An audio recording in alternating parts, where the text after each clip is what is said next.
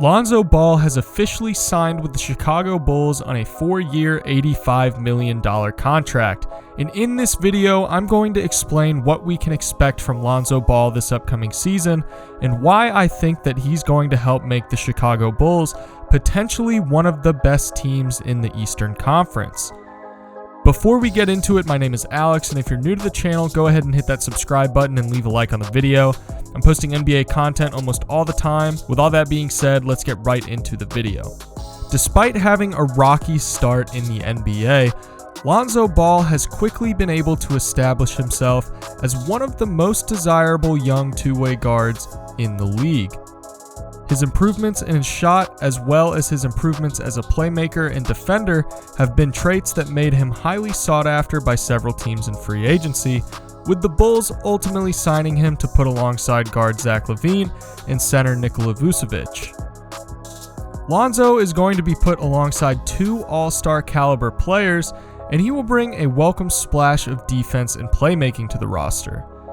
Not only that, but his shooting has improved so much since he entered the league, with the broken-looking jump shot that we all became all too familiar with during his time at UCLA and with the Lakers. In his rookie season, Lonzo shot 30.5% from 3 on 5.7 attempts per game. In his first season with New Orleans, he shot 37.5% from 3 on 6.3 attempts per game, and in this most recent season, Lonzo shot a career-high 37.8% from 3 on a career-high 8.3 attempts per game. It's undoubtedly fair to say that Lonzo has taken time to improve the mechanics of his shot and focus on becoming a reliable shooter from beyond the arc. You don't need to be a shooting coach to see this. The evidence speaks for itself when you watch his shot now compared to what it was when he was in college. Another thing I'd like to point out is the fact that Lonzo Ball has improved his true shooting percentage from 44% true shot percentage all the way up to 55.1% true shooting percentage. That's only 2% less than league average, and a number that's heavily skewed by Lonzo's mediocre, albeit heavily improved free throw shooting. If he's able to improve his free throw shooting to above 80%, that number is going to be boosted pretty significantly. Another element of Lonzo's game that doesn't seem to get discussed enough is his proficiency as a knockdown shooter on the pick and pop, being above average in that area of his game and in the top 10% of the league as a pick and pop scorer. Lonzo is also viewed as a reliable and efficient playmaker, but is that actually true? I took a look at Lonzo's passer rating, which, if you're unfamiliar, is an estimate of a player's passing ability on approximately a 1 to 10 scale. I compared his passer rating to Chris Paul, who we all would obviously consider among the best passers in the NBA. Chris Paul has a passer rating of 8.2, and Lonzo Ball has a passer rating of 8.4. Now, the conclusion to draw here is not that Lonzo Ball is a better passer than Chris Paul. That's not what I'm implying, but it just goes to show that Lonzo is a reliable passer and on par with some of the better passers in the NBA. As we all know, playmaking doesn't just mean how many assists you're getting per game. It takes into account your off-ball movement and what you're doing for your teammates when the ball isn't in your hand. One aspect of Lonzo's playmaking ability that deserves some recognition is his ability to set screens for his teammates.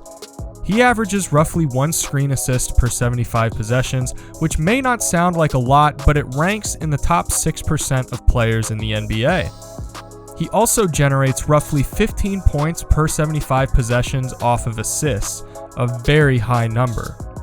His other playmaking statistics don't really jump off the page, but this can likely be explained by the fact that he was playing with Brandon Ingram, who showed improvements in his playmaking ability, Eric Bledsoe, who is a pass-first point guard, and Zion Williamson, who also brunted a significant offensive and playmaking load. His offensive load wasn't as high as it has been in the past, so this can do a bit to explain why his playmaking and assist numbers aren't really jumping off of the page. We'll likely see these numbers improve in Chicago, as he'll be the primary playmaker for that team. Some valuable playmaking statistics to illustrate Lonzo's ability. He's 94th percentile in high-value assists per 75 possessions with 6.2. This means per 75 possessions, he secures on average 6.2 high-value assists, which includes 3-point assists, free throw assists, and rim assists. He's also 92nd percentile in box creation, an estimate of open shots carved out for teammates by drawing defensive attention, with 7.2. Next, I want to take a look at some of the defensive metrics of Lonzo Ball. It's been said by many that Lonzo is one of the best defenders at the guard position in the NBA, but just how true is that? Per 75 possessions, Lonzo secures 1.7 steals per game. He's also a great passing lane defender and is able to convert bad passes and passing lane deflections into steals at a high rate. Another underrated aspect of Lonzo's game is his interior defense, as surprising as that may sound.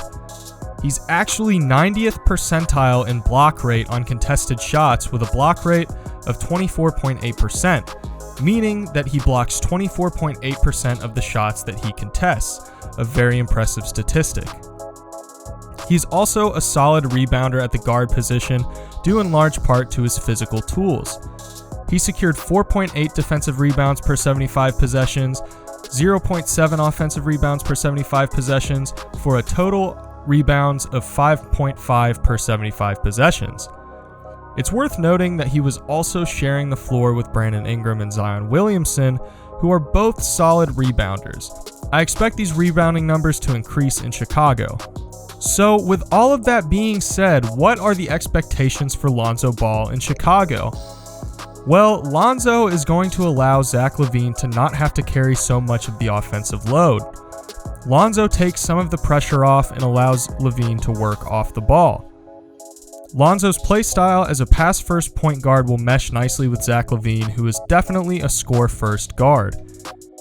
The defensive tandem of Lonzo and Patrick Williams will also be really interesting to watch develop. I think these two on the floor at the same time can create a lot of issues for opposing teams due to the fact that both of them are solid defenders with good size. Having Lavine, Ball, and Williams all locked up on long-term deals means that this trio can grow together for a long time. Lonzo continues to make strides, Lavine is looking like a perennial all-star, and Patrick Williams continues to improve and draw comparisons to some of the best two-way forwards in the NBA. The Bulls really struggled this past year with the fact that they didn't have a primary playmaker and they didn't really have great defense. Lonzo Ball solves both of those issues while also offering some great perimeter shooting and has a lot of room to grow with the team and add to his overall game. I also liked the idea of Kobe White coming off the bench or even playing in a two-guard position next to Lonzo Ball with Zach Lavine sliding to the small forward position. They get a lot of flexibility with how they can run some of these lineups, and overall, their depth gets better, and I think they just get a lot better as a team in terms of their overall construction.